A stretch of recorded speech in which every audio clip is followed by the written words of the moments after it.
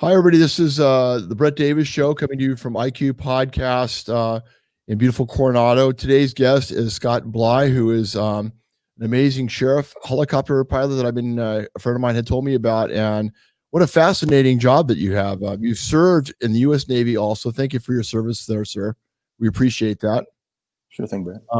You've been a helicopter pilot. You're deploying from ships in the day? Yeah, back in the Navy times, the kind of helicopter I flew was deployed from the smaller ships. It wasn't an aircraft carrier-based helicopter. So we deployed off the smaller ships, such as frigates and cruisers primarily. Well, and you've been doing this for 26 years.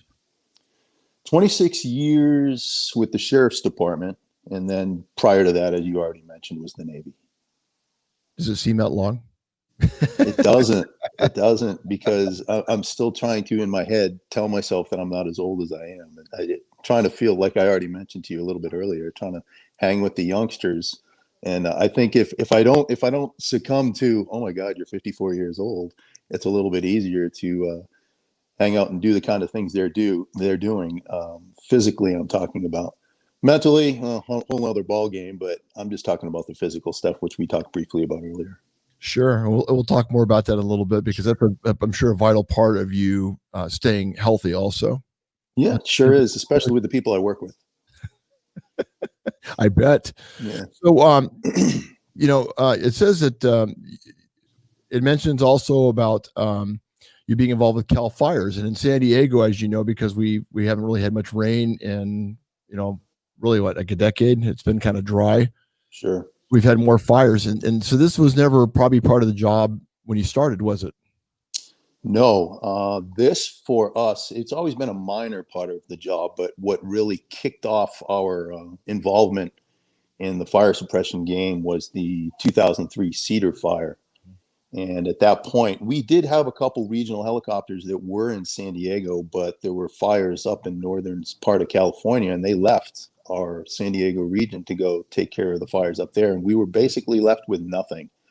So when that kicked off, and I think that burned over 250,000 acres in San Diego, the Board of Supervisors came up with a plan to have helicopters that would never leave our region. We would stay here, even though, and I'm kind of jumping ahead a little bit, we did partner with Cal Fire to do this mission. Cal Fire helicopters can go anywhere within the state. But even though we are working together with our helicopters, the San Diego Sheriff's Department and Cal Fire, we're going to stay here. We might go just a little bit over the border into Orange County, or maybe a little bit over at Riverside. But for the most part, we're not leaving the county exposed the way we were back in 2003. Well, what are some of the challenges being involved with something like that? Because I can't even imagine. And how different is it from the job you typically do? The challenges specific to aerial firefighting? Mm-hmm. Oh, God, a lot of those. It's a job that for our pilots to get to the position where they can do that, they have to have at least 2,000 hours previous in the unit before they're considered for that job. And then they have to have at least 100 hours training in that particular helicopter to do that mission. And then they start off their junior pilot doing that sort of thing. And they're still kind of under the tutelage of whoever the senior pilot is that's going to be working with them. We typically deploy with 2 helicopters at a time, or we'll have 2 helicopters ready to go during fire season, sometimes 3 if we're talking about extreme fire danger, but we always have that maintenance spare. So we've got the 3 fire rescue helicopters, 2 during fire season, always ready to go.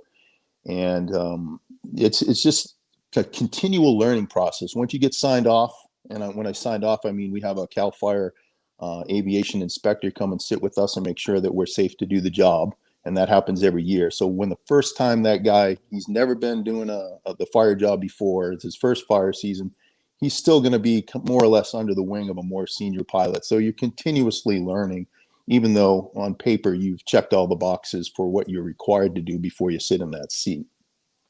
How many people does the Sheriff's Department have that does it's water drops, right? Or just copters, what you do?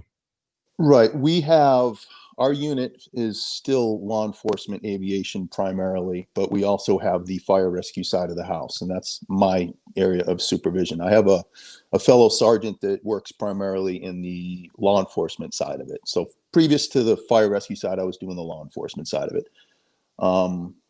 What was your question? I kind of went off on a tangent. How many individuals do what you do? I think we've got 16 in our unit right now. Has So it grown in the last couple of years? it has, because of the fire rescue program. We needed additional pilots to do that, so we needed to fill the vacancy in the patrol side of the house with newer deputies coming in to do that. So are they the newer deputies that have come in? They're called You're still called a deputy, right? Deputy sheriffs are primarily within our units. I'm a sergeant, and I've got one other co-worker that's a sergeant supervising the patrol side of the house. And my brother-in-law is a sheriff. We have in San Diego. Yeah. Oh, really? I won't say his name on air, but we appreciate. We have a guy that just left our unit. He promoted to sergeant. His last name was Davis. I guess you would have told me that already, though. Well, no, it's a different name, but we'll talk about it. That's right. But we have a high respect for law enforcement, not just because of my brother-in-law, but my grandfather, great grandfather, was a chief of police in Iowa in the day, and very cool. It's a phenomenal career, and I have so much respect for our law enforcement, everything that you guys do. Thanks so much, Brett. That's very nice of you to say. Well, I mean that. I really do. You guys, every time I see one of you, I feel like I see a family member. It makes me feel safe, and I feel happy.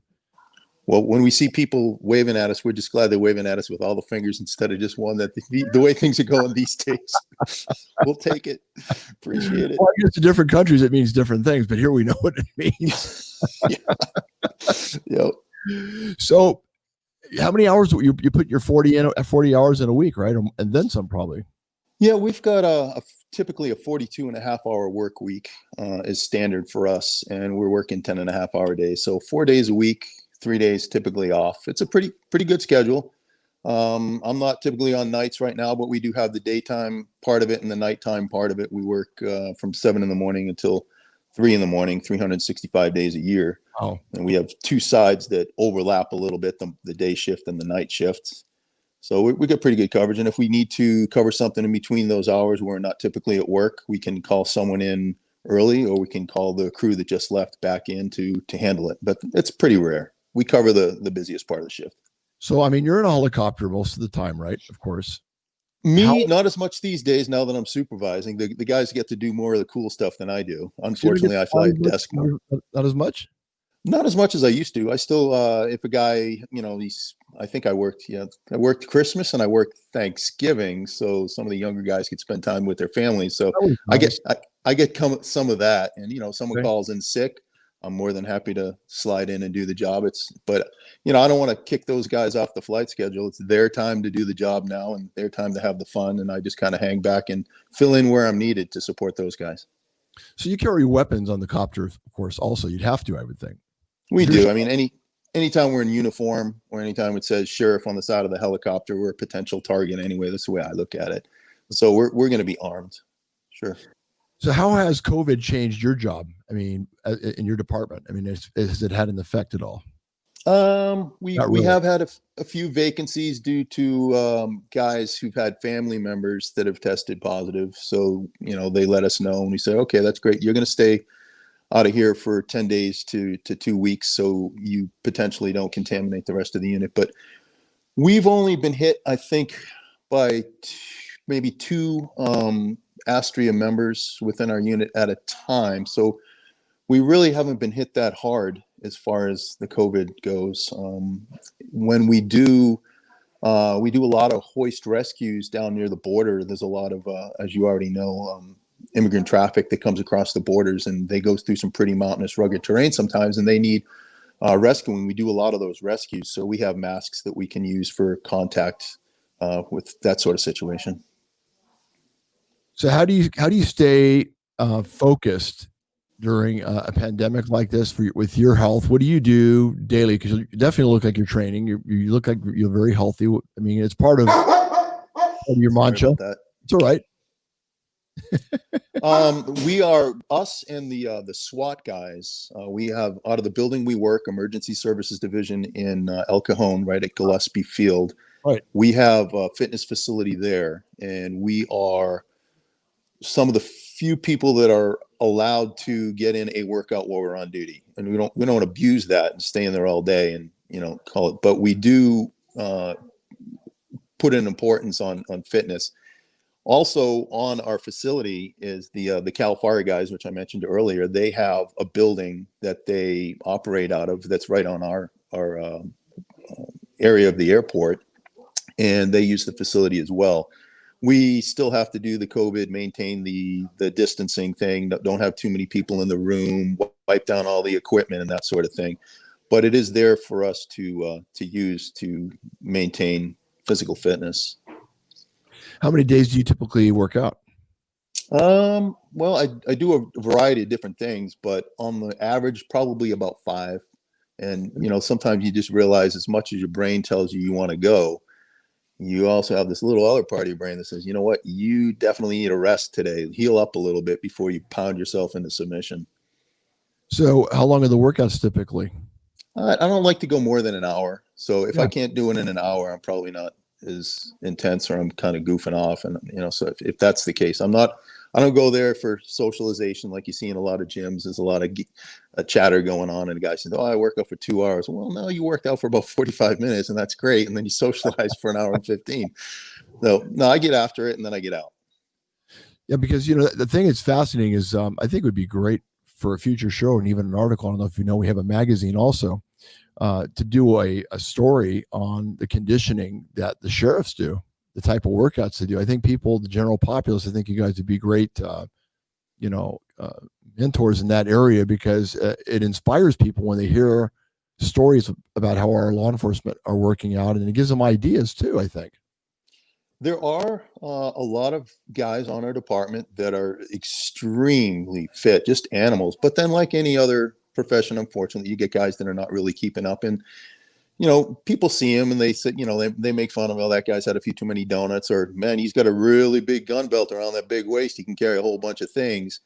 That's going to be that probably in every law enforcement agency. And, we'd like to, for their own, health and longevity, we'd like to see people healthier, obviously. Heart health is a huge one. But on our department, you look at some of the folks on here, and they're pretty squared away. Well, the thing is, the one aspect too, I mean, yes, it helps the heart, but I mean, as it has a huge impact on the mind. And It certainly does. In your type of job, you're under tremendous amounts of stress, and I would think it would help cut the edge off that a little bit. It certainly does. With some of the decisions that need to be made, those split-second decisions, and the what happens to your body under stress, it is certainly helped out if you already have a baseline healthy body. It really is. Just your breathing sometimes, even though someone hasn't even gotten out of their car yet to go to where they know they're going to a critical incident, they've got their body worn camera going, and you can already hear the breathing start to increase, and the stress level and the cortisol, the adrenaline going on. So to start off with a good level of fitness is certainly going to be a positive in a situation like that. So are you originally from San Diego, or are you from the East Coast? Uh-oh. Did you hear something? Did I give it away? Can I pick up on it? I thought I got rid of the Boston accent, but I guess it sneaks in there a little bit. Yeah, I grew up in a suburb of Boston. It's a beautiful area. It's good to visit. I don't want to stay there anymore. It's too chilly, especially now. Right, too much snow, I bet. The snow, the wind. Yeah, it's tough. Good food. Oh yeah, especially we can get the Maine lobster there. And my wife loves that. We were up there a few years ago, and I got to get the lobster, and we did. Clam chowder. Yeah. And you've got the Sox, and you got the Celtics. Very heavy sports town. Those people are rabid about the sports. Yeah, of course. It's in the blood. Yeah. So if anybody's out there thinking about becoming a sheriff or getting the sheriff's department, what advice would you give them? Get on the website, sdsheriff.net, and look at some of the job opportunities that are on there. And you can call the information line and find out what you need to do to apply. If it's the law enforcement route you're going, God bless you. I appreciate it. And I hope you know what you're getting into, especially today. I have a friend that I train with. He's in the application process, and he's got an academy date. It's looking like maybe April. And I appreciate the heck out of anybody that wants to do it. But the website should square you away and get you going in the right direction. What's the best thing about your job? And I'm switching over, thinking about it from when I was doing the law enforcement side of it, which I loved. It's great catching bad guys, knowing that that guy isn't going to victimize anybody for whatever amount of time he's going in behind bars for.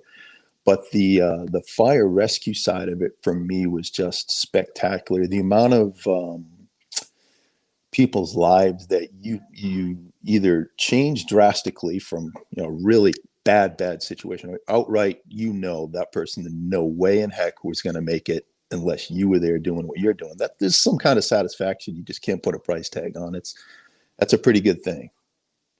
It is. Everybody in law enforcement loves their job that I know, and you have a passion. And I have to tell you, we have a thing that we do typically every month. We haven't done it this year, and it's provided by a place called The Gym. Have you heard of The Gym before? I have not. The Gym's in Pacific Beach. It's the old Gold's Gym, and then it became. Oh yeah, I used to go there. I didn't know it was called that. So it's called The Gym now. So they're turning him into The Gym, and they're on the North County, and there's some other areas. But anyway, they are one of the sponsors of the show, and one of our jobs, like you have a job, I have a job also. And I have a strong wife, and I'm sure you do too. Yep. I don't know why I said that, but we won't get into that. I could call her over here right now. She'll laugh. Yeah. We'll bring her over. Let's say hello to her. Hey, hon. I think she's on the phone. She's on the phone. Okay, well, we'll talk to her next time. All right. So I want to thank you for what you do. And with The Gym being a sponsor of our Law Enforcement Person of the Month, you are the person that we've picked. Oh, wow. You didn't even expect this, did you? Heck no. I got a good poker face. No, I used to go there back when it was called Gold's, and a guy named Sal was working behind the counter. It opened up at 4 a.m. And I would get off a 12-hour shift down at the George Bailey jail when I worked down at the jail right down at the border, and I'd bebop up and get a workout in there, or I'd start at Gold's at 4 and get one in before going down to the jail. And as far as a bodybuilding type gym, there was nothing better in the county, I don't think, than that. Well, it's still one of the best gyms in San Diego, and the owner, George Jackson, has a passion for law enforcement like I do. So when we came to him with this idea, he was ecstatic. And so I will be honoring you in some way, and I'll be talking to him today, and we'll be getting in touch with you. But we have some nice little thank yous for you for what you've done, and we appreciate your hard work, Scott. Well, that's spectacular. Thank you so much, Brett. I really appreciate that. We appreciate you, and I'm glad that we surprised you a little bit. Yeah, you certainly did. That's outstanding. I always used to rave to folks about that time at the gym. I think they had me pay cash right up front for the year back in the day for the membership there. And there was I would see some of those top level Olympia contender bodybuilders in there working out right next to me. And I remember, I don't know if you ever heard of Nasser El Somebody. I remember him. Let me fix that. So he was working out, and I think I was working out on the seated calf raise with a couple guys, and he came over and he said, "Are you guys still working on this?" And I said, "Well, if we were, we're not anymore. It's all yours, sir." Yeah. He was an interesting guy. He spoke like 5 languages. Yeah, it's too bad we lost him a little early. Right. Yeah. Great champion though. And that gym is still some of the best athletes in San Diego. Yeah, I saw a few other folks in there. I knew Junior Seau used to work out in there. Sure. I saw Hulk Hogan and Randy the Macho Man. It's like holy crap. Everybody and their mother would work out at that place, and it's hardcore. It still is in there. But anyway, I want to make that introduction to George Jackson and let him know we talked today. And then Scott, thank you so much for your service, for what you do for us, and we do appreciate you. Absolutely. Thank you so much for having me on, Brett. I really appreciate you. And if you're ever in the Chula Vista area, he's opening a new facility there as soon as this whole COVID thing closing down. It's a beautiful gym over on 3rd Avenue. They took over the old 24-hour fitness. Right on. Good for him. I'm glad. What's the website for the if somebody wants to become a sheriff? What's that website again? sdsheriff.net. Thank you. And we love your boss too, by the way. We all do. You take Thank care. you so much. You too. Thank you, Brett. God bless. You too. Bye-bye. Bye. That was Deputy Scott Bligh, who is going to be our law enforcement officer for the month, and actually for January. We appreciate what he does. He's a very versatile. He's been involved with the Navy, of course, flying helicopters, and he's involved with Cal Fires. We appreciate him. He's a phenomenal deputy. And I want to thank my sponsors, because without them, we wouldn't have IQ Podcast or the Brett Davis Show. So, Attorney King, thank you, Attorney King, for what you do. Saquon Casino and Resort, we appreciate what you do. And Cody Martinez, Indian Motorcycle Love San Diego, thank you so much what you do. Appreciate you guys. The gym, and of course, Serrano's Coronado, some amazing Mexican food and great drinks in Coronado, and IB Fitness. And Marina also has her wonderful talk shows here. We appreciate what she does. Actually, it's a podcast show. Sarah, what's that called? It's called, what's her podcast show called? For it's Marina's Too Funny, Too Funny and One Honey and Unbroken. We thank you, Marina, for what you do, and Justin, of course, and Carlos. Everybody have a great day. God bless, and let's make it a great week.